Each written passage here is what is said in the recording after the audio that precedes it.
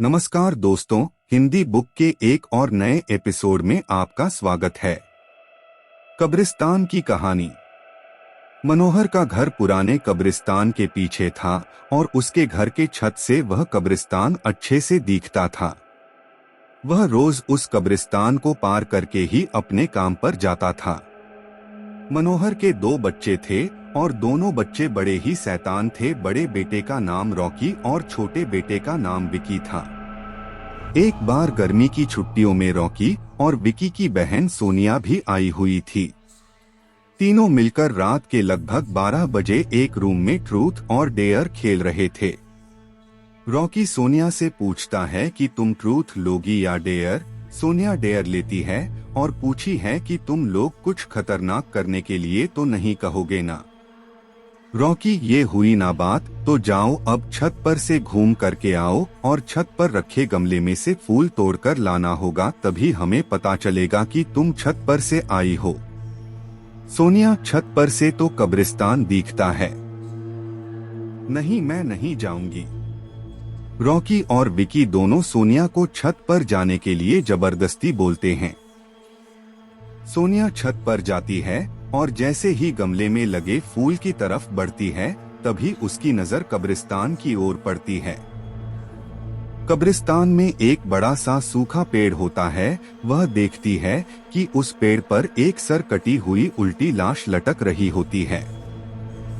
सोनिया उसे देखती है और जोर से चिल्लाती हुई बेहोश हो जाती है।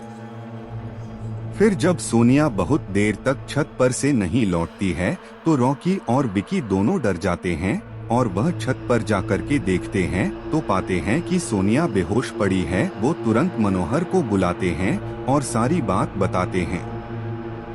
मनोहर, तुम तीनों को ऐसा खेल खेलने की जरूरत क्या थी? और रॉकी, तुम तो जानते हो उस कब्रिस्तान के बारे में कैसी कैसी खबरें आती है, फिर भी तुम सोनिया को रात में छत पर जाने के लिए क्यों भेजा? रॉकी, सॉरी डैड, मुझसे गलती हो गई, हम आगे से ऐसा नहीं करेंगे।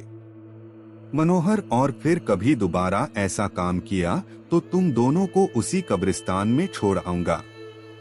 अच्छा सोनिया बेटी, ये बताओ तुमने वहां ऐसा क्या देख लिया था कि तुम वही बेहोश हो गई? सोनिया सहमी हुई हालत में मनोहर को सारी बात बताती है कि उसने क्या देखा। मनोहर ने उस कब्रिस्तान के बारे में ऐसी खबरें पहले भी सुनी हुई थी, इसलिए वह सोनिया को डांटता नहीं है और बच्चों को संभलकर रहने की सलाह देता है। एक दिन मनोहर को काम से छुट्टी मिलने में देर हो जाती है और उस दिन उसे ऑटो भी नहीं मिलता है। वह पैदल ही घर की ओर चल पड़ता है। इधर विकी और रॉकी दोनों आपस में बात करते हैं। रॉकी, विकी, तुम्हें क्या लगता है सोनिया ने जो कहा वो सच है? मुझे तो लगता है कि वो सिर्फ बातें बना रही है, वो उसका भ्रम होगा। विकी, अरे नहीं भाई, तुमने उसकी हालत देखी नहीं, एक दिन भी और यहाँ रुकने को तैयार नहीं हुई। मुझे लगता है कि उसने सच में कुछ देखा होगा। रॉकी, चलो हम कब्रिस्तान में जाकर खुद ही देख लेते हैं। विकी, अरे भाई, तुम पागल तो नहीं हो गए हो?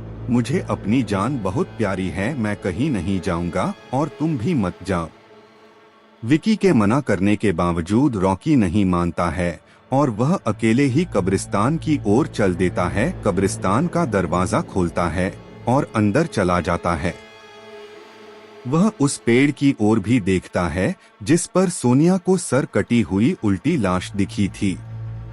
रॉकी खड़े होकर उस पेड़ की ओर देखता है, तभी एक अदृश्य हाथ उसके पैरों को पकड़ लेता है। रॉकी डर जाता है और जोरों से चिल्लाने लगता है, बचाओ, बचाओ, छोड़ दो मुझे, मुझसे गलती हो गई, मैं फिर कभी यहाँ दोबारा नहीं आऊंगा। दूसरे कोने पर एक कब्र होती है जो कि खुली हुई होती है, उसके ऊपर खून लगा हुआ होता है। वह अदृश्य हाथ रॉकी को खींचकर लाते हैं और उस कब्र में ढकेलने की कोशिश करने लगते हैं। रॉकी चिल्लाता है, छोड़ दो, मुझसे गलती हो गई, मैं फिर यहाँ कभी नहीं आऊंगा, मुझे मत मारो, मुझे जाने दो। मनोहर काम से पैदल घर पहुँचने वाला ही होता है। जैसे ही वह कब्रिस्तान से गुजरता है, उसे रॉकी की आवाज सुनाई देती है। मनोहर, ये क्या? ये तो रॉकी की आवाज लगती है। ये तो कब्रिस्तान से आ रही है, मुझे जाकर के देखना चाहिए। मनोहर कब्रिस्तान में चारों ओर देखता है, लेकिन रॉकी कहीं नहीं दिखाई देता है। वह घर लौटकर आ जाता है और विकी से पूछता है कि रॉकी कहाँ है। विकी, पापा मेरे बार बार मना करने के बावजूद भी रॉकी कब्रिस्तान में चला गया। वो जानना चाहता था कि सोनिया जो कह रही थी वो सच है या नहीं। मनोहर, हमारे पास समय बिल्कुल भी नहीं है। जाओ, घर के मंदिर में शंख में जो जल रखा है वो जल्दी से लेकर आओ। हमें रॉकी को खोजने कब्रिस्तान जाना पड़ेगा। विकी वो जल लेकर आता है। मनोहर और विकी कब्रिस्तान में जाते हैं। मनोहर जल छिड़कता है, फिर उसे किसी के घसीटने का निशान दिखाई देता है। वह समझ जाता है और फिर उस निशान का पीछा करते हुए उस कब्र तक पहुंच जाता है। मनोहर कब्र के आसपास वो जल छिड़कता है। कब्र से अजीब अजीब सी आवाजें आती है। विकी बहुत डर जाता है। मनोहर, मुझे लगता है कि श्रापित प्रेत आत्माओं ने रॉकी को इस कब्र के अंदर कैद कर लिया है। हमें जल्द ही इसे निकलना होगा। तुम ये पवित्र जल आसपास छिड़कते रहो, इससे हमें वो प्रेत आत्माएं कोई नुकसान नहीं पहुंचा पाएंगी। मैं कब्र को खोलने की कोशिश करता हूँ। मनोहर उस कब्र को खोलने की बहुत कोशिश करता है। अंत में वह कब्र खुल जाती है। उसके अंदर रॉकी लथपथ बेहोश पड़ा होता है। मनोहर रॉकी को लेकर हॉस्पिटल जाता है। उसकी हालत बहुत गंभीर होती है।